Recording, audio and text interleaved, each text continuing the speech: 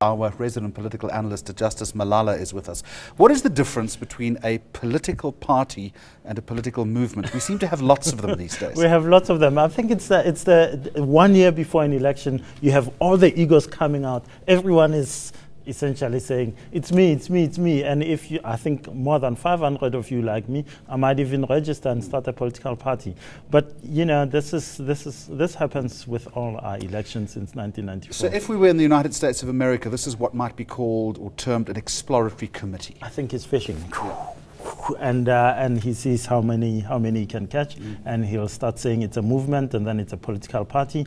And I mean, particularly with this story and Mr. Marais, you know, he's one of the great flip-floppers of South African politics. If it's not this party, it's that party, and it's off on his own party, and now it's a movement and so forth.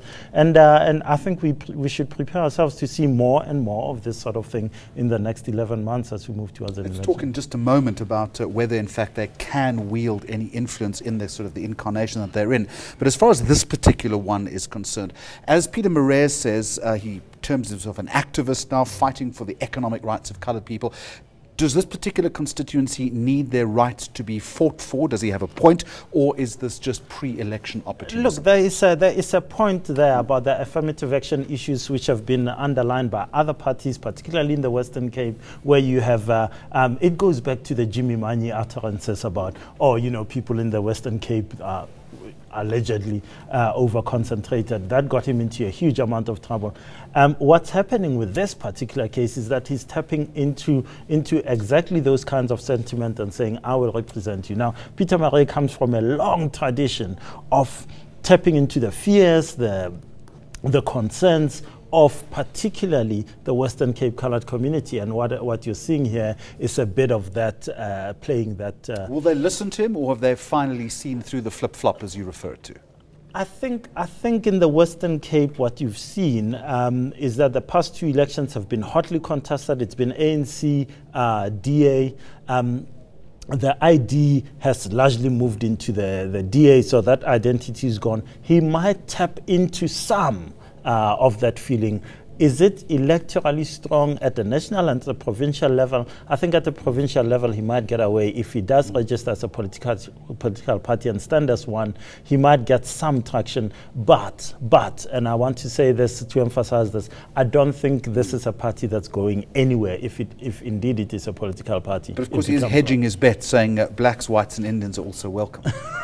Yes, that's quite a thing. I think being who we are, a country that's non-racial and so forth, he can't quite bring himself to say, look, I'm here representing just this one bit of interest, and the rest of you can go vote for someone else. And perhaps that non-inclusive strategy might actually be a better one if he has one very specific constituency that he's going to fight for.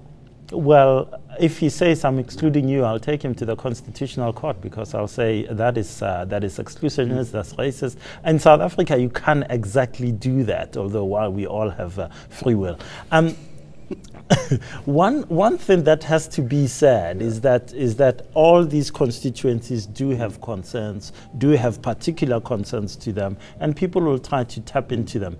In the run-up to an election, with emotions quite high, everyone who can find a soapbox and stand on it will try to tap into that. So you have the sort of anti-ANC, anti-MK feeling from SA First. You have the country is falling apart and so forth from the Ahangs of this world. Well, that's the point I want to make, is perhaps a soapbox we should be taking more seriously, maybe has a greater chance of wheels up, is Ahang. But again, we've heard very little. Ahang has a very good public profile. People, it gets into the newspapers, it makes some noise. One of the more interesting things about... Is the leader on the stump, as he should be? It's a leader on the stump. However, when Dr. Mampela Rampela says, I've got 10,000 volunteers, the first thing I say is, I'd like to see them. I'd like to start seeing those volunteers in villages across South Africa, because otherwise, you know, this is all talk, and the action will be decided in April next year if we have an election then.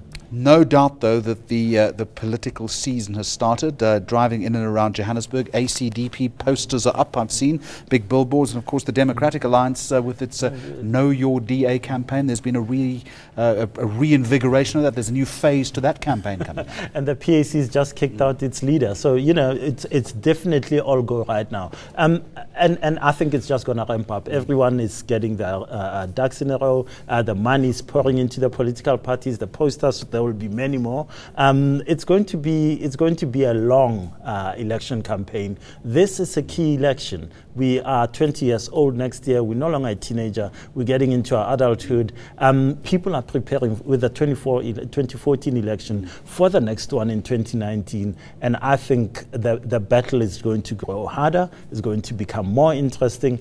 And you're going to see more and more iterations of the kind of things that we see with Mr. Peter Marais and others coming up and saying, I'm going to have a go.